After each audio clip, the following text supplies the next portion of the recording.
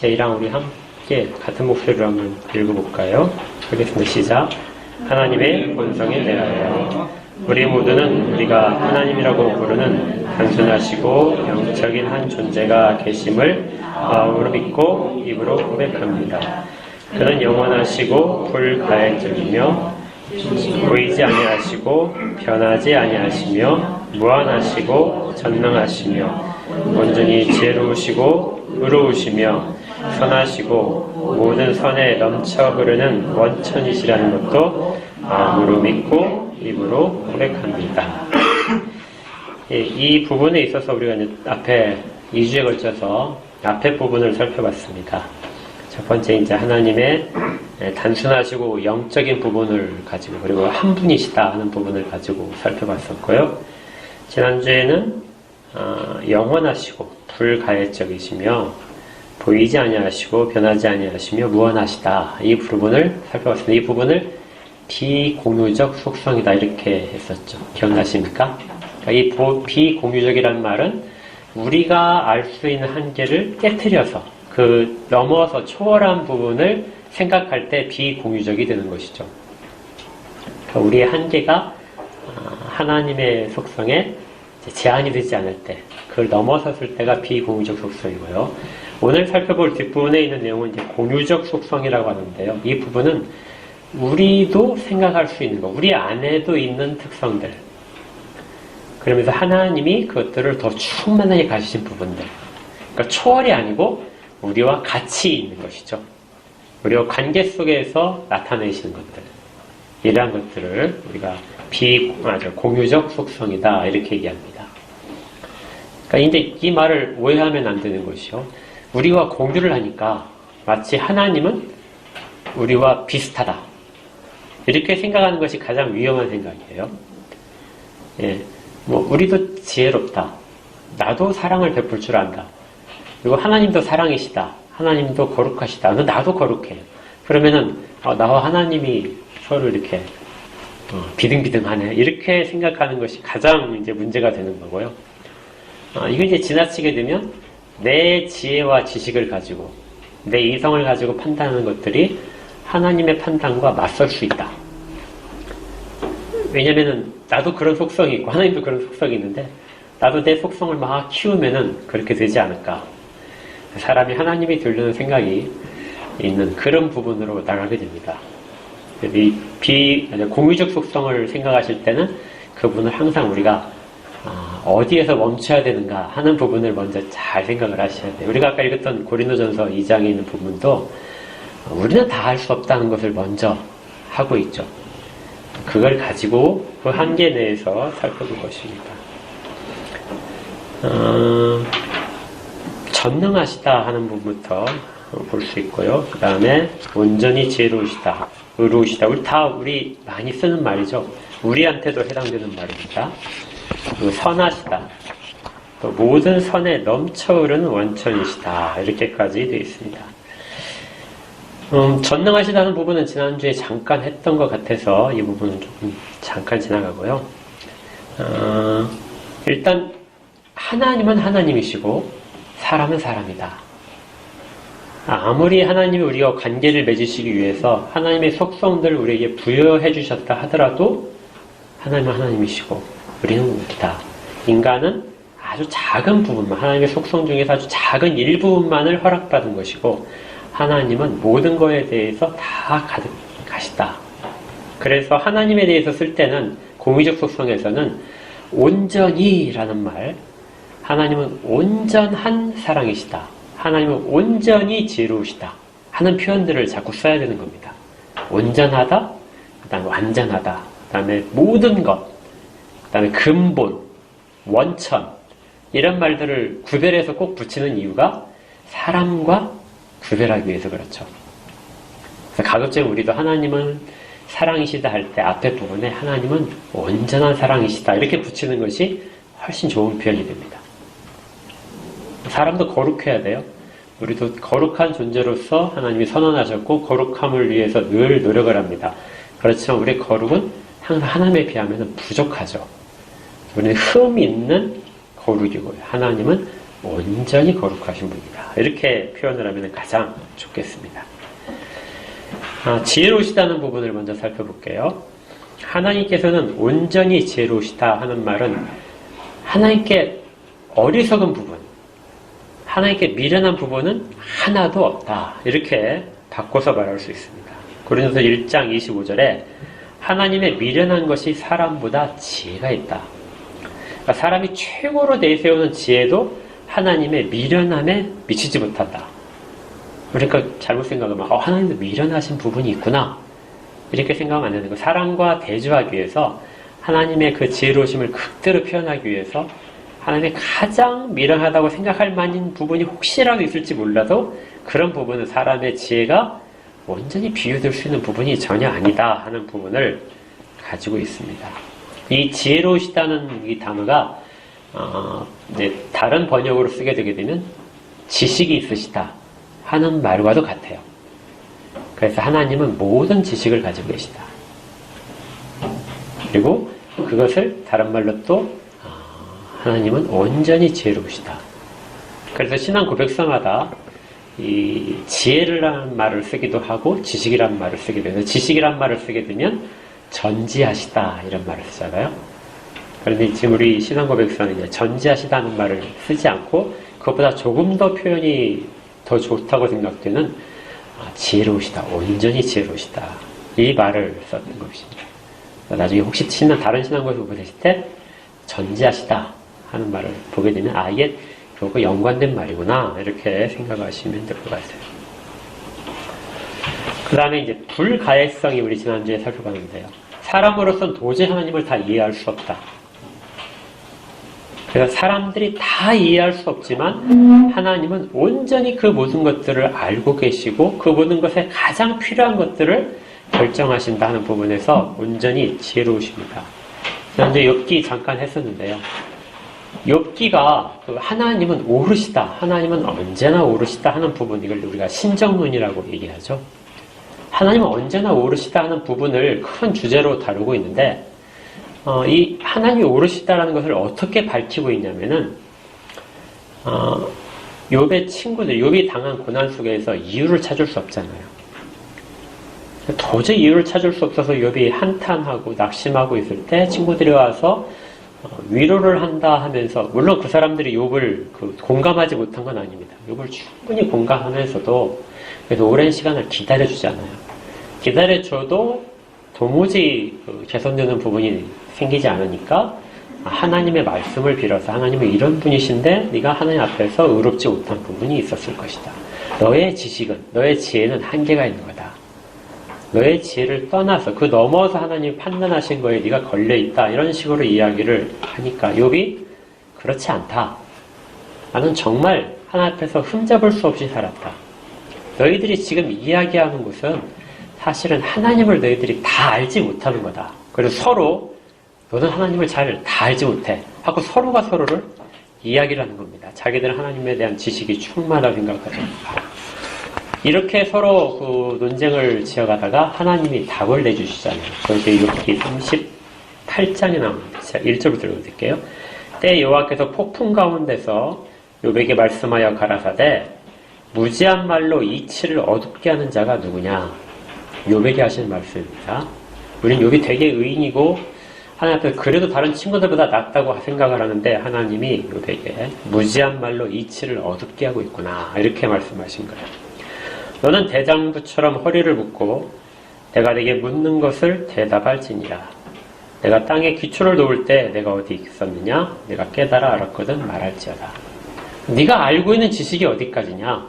네가 그러면서 하나님에 대해서 네가 잘 안다 하면서 친구들의 말을 반박을 했는데, 그런데 네가 자랑하는 지식이나 지혜는 정말 이치를 어둡게 하는 거에 지나지 않다. 결국 이 세 친구는 동방의 지혜자들이었습니다. 욥도 마찬가지고요. 근데 그 모두들을 아무리 동원하더라도 하나님의 지혜로우심을 다 헤아릴 수가 없다는 것이죠. 하나님은 사람의 지혜로 하나님을 알 수는 있겠지만 하나님의 지혜를 온전히 다 깨달을 수는 없습니다.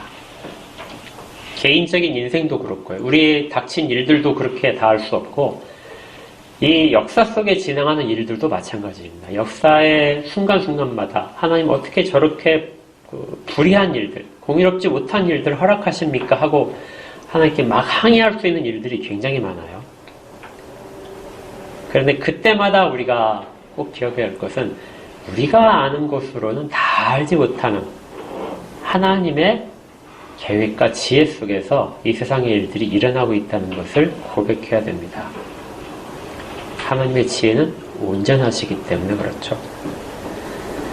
그리고 하나님은 이 지혜의 바탕으로 해가지고 세상의 온갖 것들을 다 경영하십니다.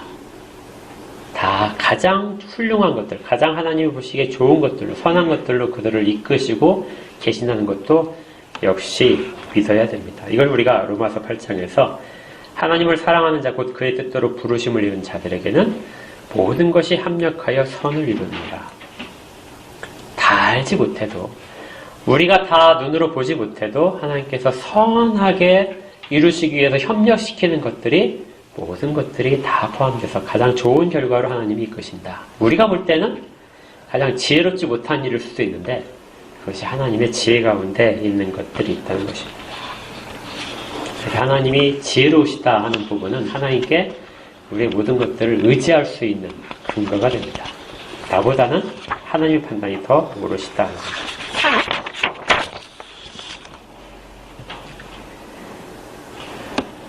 그 다음에 이제 온전히 의로우시다 하는 부분을 좀 살펴보겠습니다. 여기 온전히 지혜 첫 번째 말씀드렸고요. 온전히 의로우시다 하는 부분인데요. 하나님께는 마찬가지로 불의라는 것이 전혀 없습니다. 그래서 온전히 의로우시죠. 하나님이 하시는 일들은 언제나 어떻다고요? 옳습니다. 비난받을 일들이 하나도 없다는 것이죠. 이 의로움은 무엇과 연관이 되어 있냐면, 무엇을 바탕으로 하냐면 법으로 연관되어 있습니다. 그래서 의롭다, 의롭지 못하는 것은 법을 기준으로 하죠. 율법을 잘 지키면은 그 사람들이 구약시대 어떤 사람이냐면 의인들이었습니다. 누구나 다 그렇게 생각을 했죠. 동일한 것을 연속성상에서 신약으로 가져오고 언약에 가져오면 하나님의 약속을 지키는 사람, 하나님의 약속 안에 거하는 사람이 의인이 됩니다. 하나님의 언약을 무시하거나 소홀히 하거나 변개시키면은 언약 안에 있지 못하기 때문에 그 사람들은 의롭지 못하게 되죠. 그래서 법에 따라서 하는데 그 법은 하나님만이 유일한 법입니다. 하나님이 선언하신 것들이 유일한 법으로서 거기에 대한 모든 기준을 가지고 사람들과 모든 천지만물이 판별을 받을 것이죠.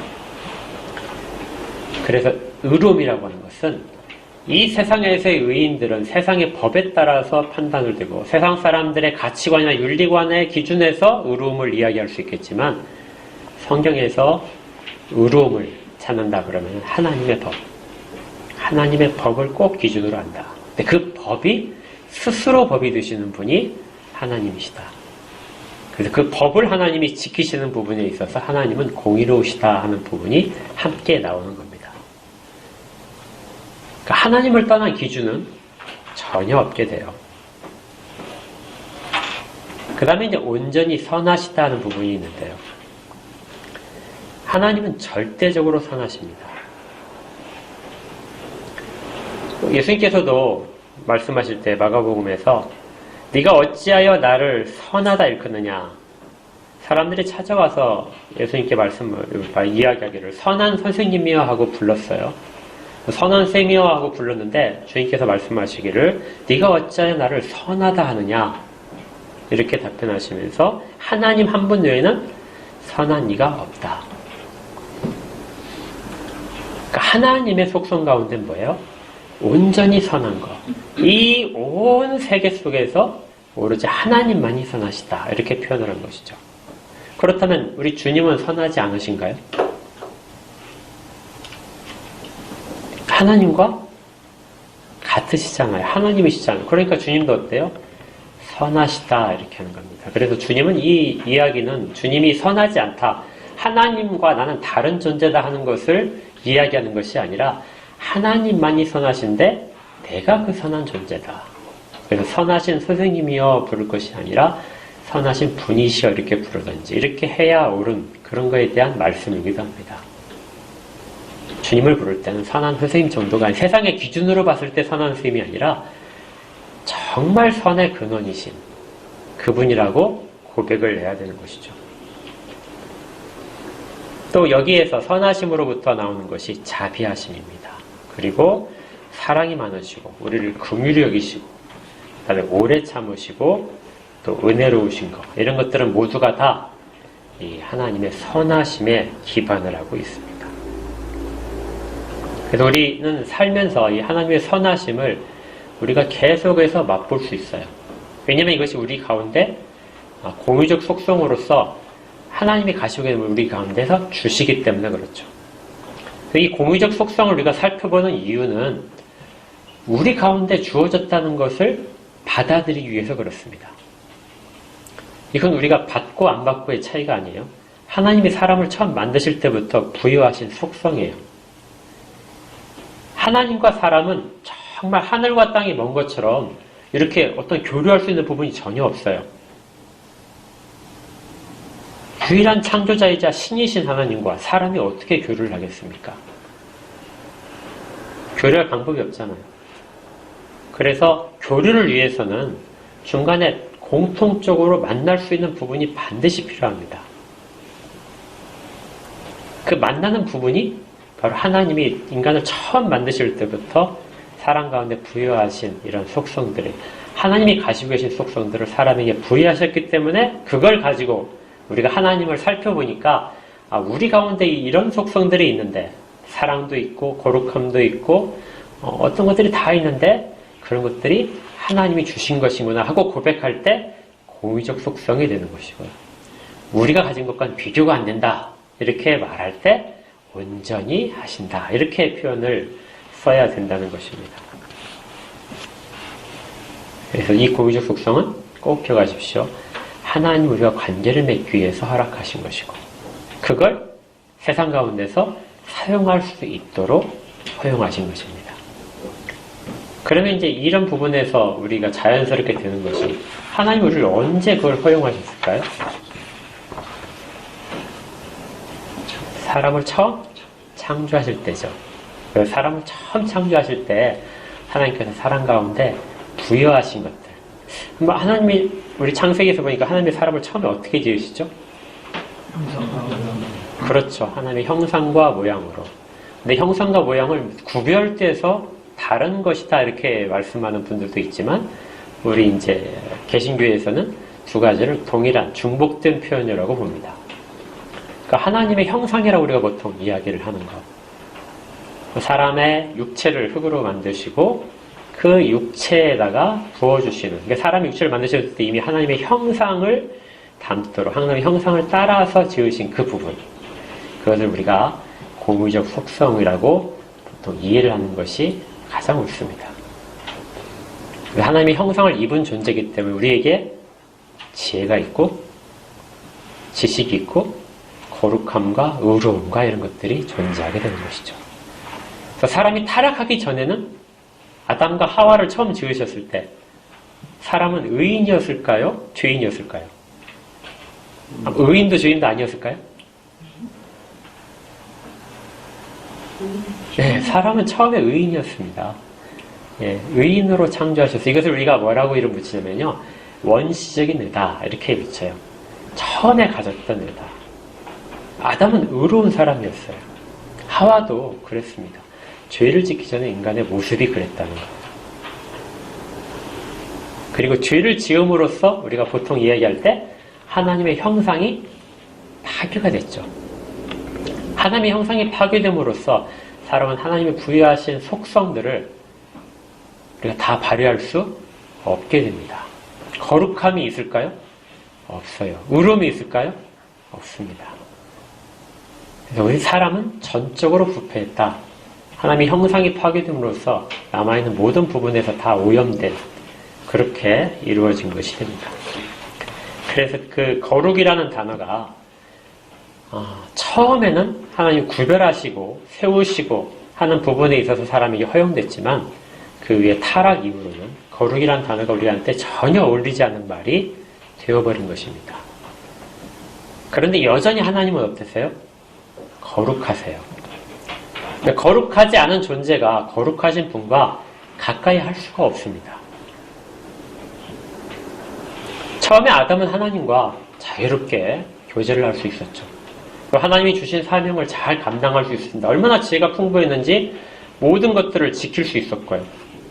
하나님의 동산을 지킬 수 있었고, 그 다음에 모든 동물들의 이름까지도 각각의 용도에 맞춰서, 지으신 목적에 맞춰서 잘 지어줄 수 있었습니다. 그렇게 할 수 있는 능력들을 타락을 통해서 상실하게 되죠. 그리고 하나님과 만날 수가 없게 됐습니다. 숨어야 되는 것이, 우리가 거룩하지 않은 것을 알 수 있게 된 것이죠. 거룩하지 않은 존재가 되어버린 겁니다. 그러면 하나님이 사람과 교제를 하기 위해서는 사람을 어떻게 해야 되죠? 하나님이 거룩하지 않은 존재로 내려오셔야 되는 것, 그건 불가능하잖아요. 하나님은 거룩함을 벗을 수 없어요. 하나님이 그의 본질에 속하기 때문에. 그럼 어떻게 해야 됩니까? 사람을 거룩하게 하셔야 돼요. 사람이 의로워져야 됩니다. 이것들을 하나님께서 우리 가운데 하시기 위해서 그리스도께서, 예수께서 이 땅 가운데서 나신 것이죠. 그리고 그분이 우리가 잃어버렸던 모든 것들을 다 회복을 하십니다. 의로움과 지혜로움과 거룩함과 선한 것들을 온전히 다 회복을 시켜주셔서 우리가 새롭게 회복되는 그 상태를 중생했다, 거듭났다, 이렇게 말합니다. 그래서 우리가 새롭게 된 존재들을 말할 때는 세 가지가 꼭 들어가요. 하나는 지혜롭게 됐다. 우리는 지혜롭게 됐어요. 원래는 지혜가 있었는데 이 지혜가 타락을 통해서 상실했는데, 완전히 상실한 건 아니에요. 우리가 전적인 부패다 이렇게 했을 때 사람이 짐승의 수준으로 떨어진 부패를 말하는 것이 아닙니다. 사람은 모든 것들을 다 잃어버렸지만 짐승 수준은 아니에요. 그래서 정말 미흡 하나만 하나님의 형상 가운데서 부패한 상태로, 오염된 상태로 가지고 있습니다. 동물보다 훨씬 나은 존재고요. 사람들은 의로움이라는 것도 법을 세워서 만들 수 있고요. 공통적으로 윤리적으로 선한 것도 사람들이 공통적으로 만들어낼 수 있습니다. 여기까지가 하나님이 남겨두신 하나님의 형상의 흔적들이에요. 이걸 통해서 사람들은 세상에서 얼마든지 일반 원칙 속에서 그것들을 가지고 살아가게 됩니다. 그렇지만 지혜가 없다는 건 뭘까요? 참 지혜이신, 온전한 지혜이신 하나님과 연결이 안 되는 거예요. 사람의 지혜로 하나님을 알 수 있다고? 전혀 불가능한 일입니다. 하나님을 통해서만이 알 수 있어요. 우리의 영으로는 신령한 것들을 분별할 수 없게 됩니다. 이것은 우리가 지혜를 상실한 것이에요. 그걸 우리 주님께서 이 땅 가운데 친히 오셔서 자기를 직접 드러내심으로써 우리의 모든 지혜를 알려주시기 시작한 것입니다. 지혜이신 하나님께서 우리 가운데 지혜를 나타내시고 그것들을 가르치시는 일들을 하신 거죠. 예수님의 사역을 우리가 십자가 사역으로만 생각하는 것은 굉장히 좀 단순하게 보는 것입니다. 십자가에서 죽으실 거라면 왜 3년의 공생의 기간이 필요했을까요? 왜 제자들을 세우고 가르치셔야 됐을까요? 훨씬 더 효율적으로 그냥 사람들을 이렇게 세워서 다 너희들 무죄방면이다 이렇게 선언하신 것이 훨씬 더 간편한데, 우리 주님께서는 그렇게 하지 않으시고 사람들을 가르치시고 지혜가 무엇인지를 자꾸 보여주셨습니다. 이건 주님이 십자가로 죄를 대속하는 것뿐만이 아니라 우리가 하나님 앞에서 설 수 있는 존재로, 죄가 없는 존재가 아니라 처음에 아담처럼 의로운 존재가 되어서 하나님 앞에 거룩한 존재로 삼으시기에 충분한 것들을 다 가르쳐 주신 것이죠. 그리고 그런 사역들을 하셨습니다. 이를 통해서 우리가 지혜가 무엇인지, 의로움이 무엇인지를 아는 거예요.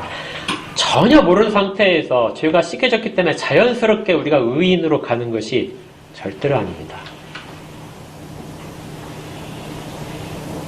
죄를 씻긴 것으로 끝나는 문제가 아니라 의롭게 되는 존재로서의 살아갈 근거가, 가르침이 주님께서 보여주신 것들입니다. 그래서 이 거룩함에 대한 것들을 우리가 고무의적인 속성 가운데서 중요하게 살펴볼 수 있습니다. 이 거룩함을 그 성경에서 굉장히 강조하는 부분이, 우리 아론을 대장으로 삼으시고 아론의 위임식 때, 하나님께서 아론의 관에 쓰여진 말이 뭐였죠? 예, 여호와의 성결이죠. 거룩하게 하는 것. 그렇지 않으면 쓸 수 없다는 것입니다. 언제나 이 거룩은 계속해서 하나님 앞에서 소리를 내는 것, 흠이 없는 존재로. 하나님이 그렇게 인정해 주셔야 하나님 앞에 설 수 있기 때문에 구약시대에 부족하지나마 피로써 모든 죄를 씻고, 그리고 하나님께서 특별히 더 정결하는 모든 은총을 더하셔서 거룩한 존재로 세우시게 하고, 실제로 거룩한 존재가 아니지만 하나님이 그렇게 받으셔서 그 제사를 받으셨던 것이죠.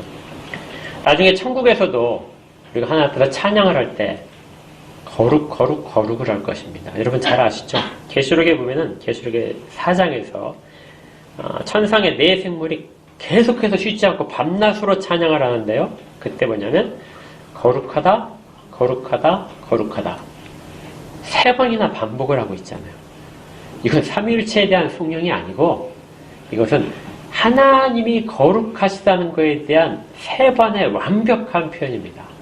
그냥 우리가 2번 표현해도 중첩에서 강조법이 되는데 3번을 연속 다시 사용을 하게 되면 이것은 최상의 것을 말하죠. 하나님은 최고로 거룩하신 분이십니다.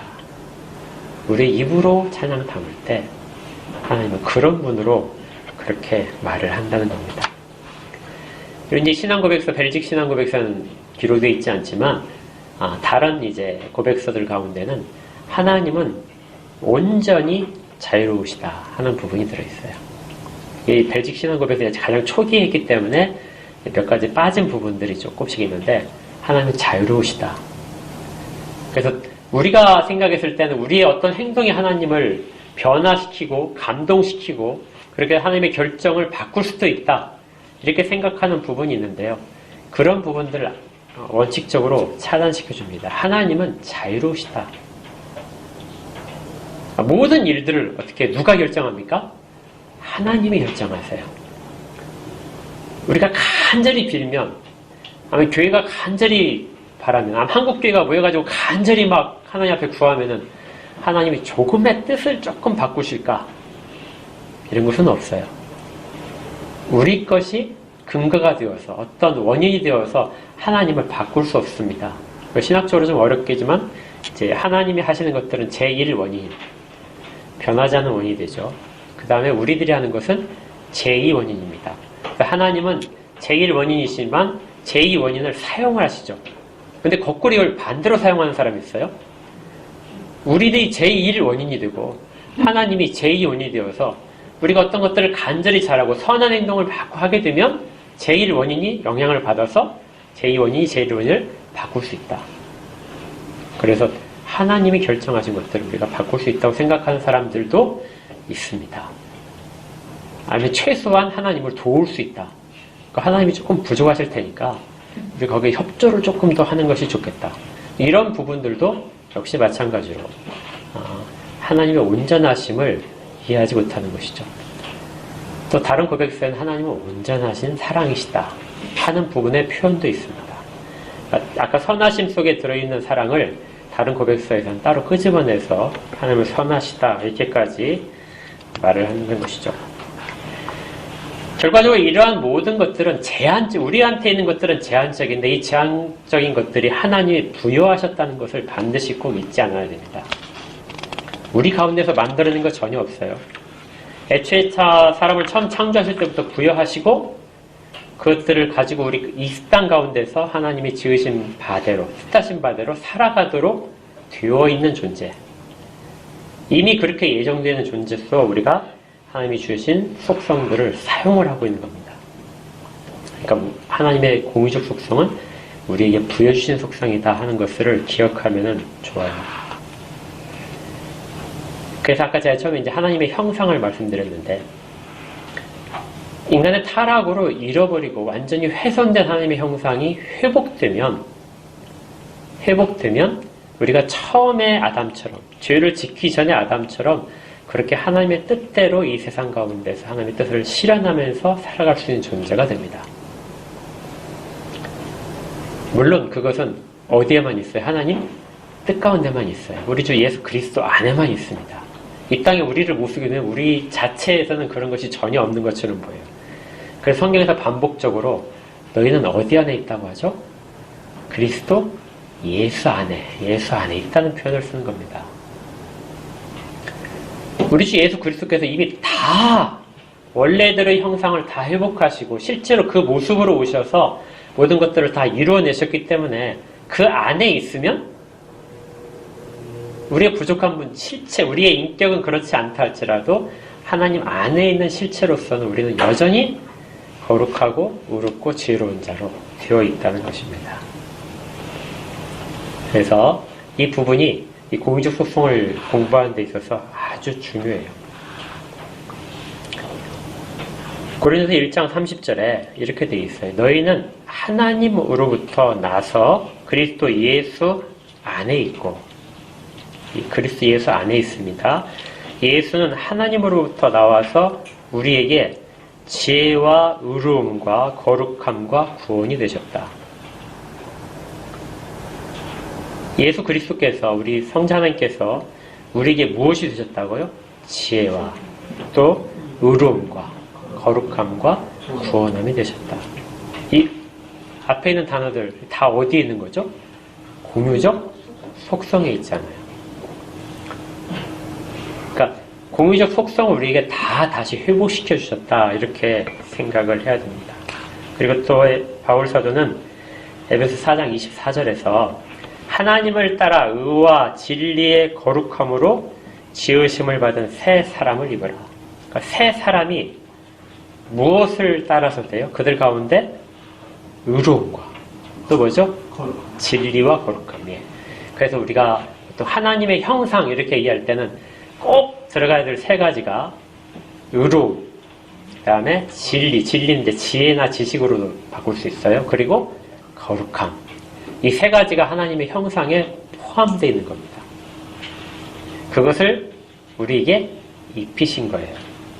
우리 다 중생할 때. 그리고 그걸 바탕으로 해서 하나님 앞에 설 수 있고 교제할 수 있게 만드셨습니다. 매우 감격스러운 일이죠.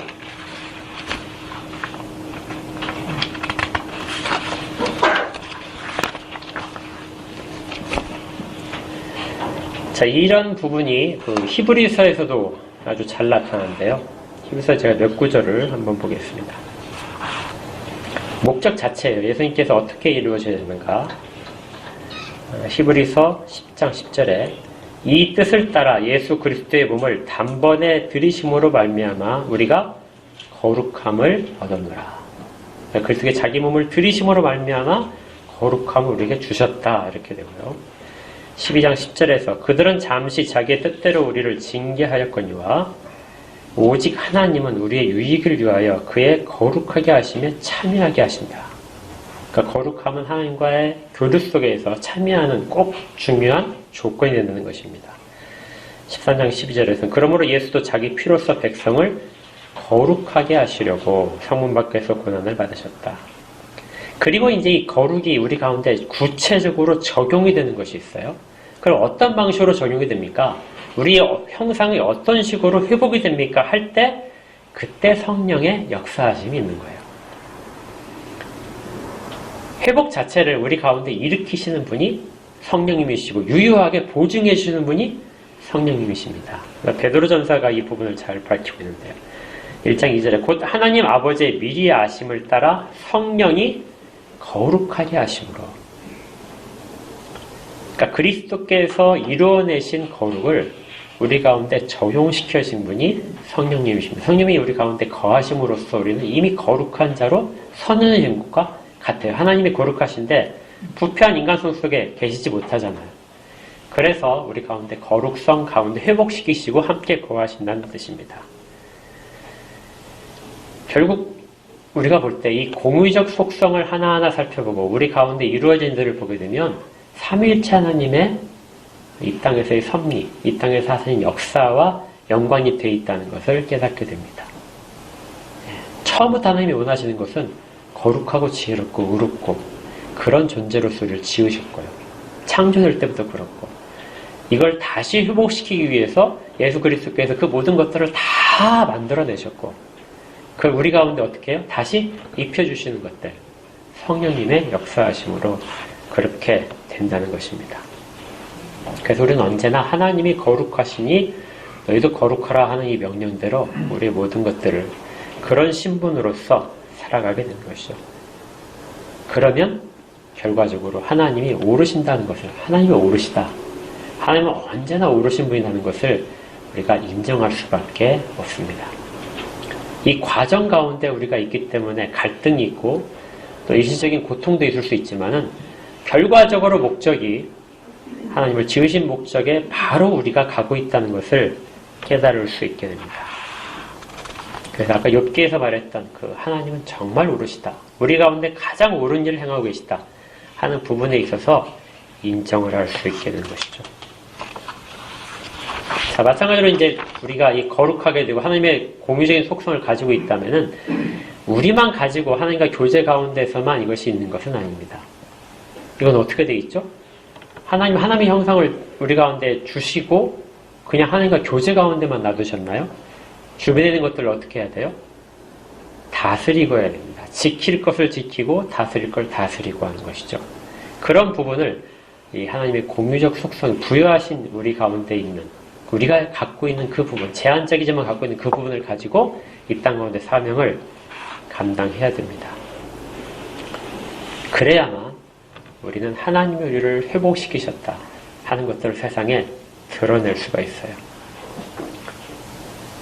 진정으로 우리에게 부족한 점이 무엇인가? 지혜가 부족하다면 지혜의 원천이신 하나님께 구해야 됩니다. 그렇게 새로 회복시키셨다 할지라도 우리가 여전히 부족함을 느끼잖아요. 그럴 때는 우리가 주님 앞에 겸손하게 무릎을 꿇고 구해야 됩니다. 그러면 원천이신 하나님이 이미 허락하셨기 때문에 그걸 아낄 이유가 없으세요. 우리에게 의로움이 부족하게 되면 의로움을 하나님 앞에서 구해야 됩니다. 우리 교회의 의로움이 부족하다. 그 하나님 앞에 구하는 거죠. 공동체의 의로움을 구해야 되고요. 공동체가 하나님의 사랑이 부족하다. 그럼 역시 구해야 됩니다. 그건 우리가 만들어낼 수 있는 게 아니에요. 하나님의 속성 가운데 있기 때문에 그걸 우리에게 부여해 주셔야만 우리가 그것을 행사할 수 있게 되는 것이기 때문에 우리에게 부족하다 그러면 하나님이 더 주시기를 구하면 됩니다. 이렇게 세상 가운데서 피조물들 가운데서 하나님이 부여하신 그 지위를 가지고 이 세상 가운데서 우리의 모습을 나타내고 바르게 가는 길이 무엇인가를 보여주고 하는 부분을 할 때 교회가 실체하는 모습을 이 땅 가운데서 드러낼 수 있습니다. 개인도 그렇고요. 우리의 만족을 위한 교회가 아니고 하나님의 일들을 나타내기 위한 교회다. 그 속에서 우리의 기쁨이 같이 있는 교회.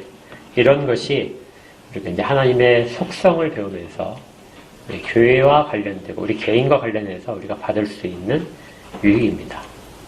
하나님은 지금도 우리에게 부여하신 공유적인 속성을 가지고 우리와 교류하고 계십니다.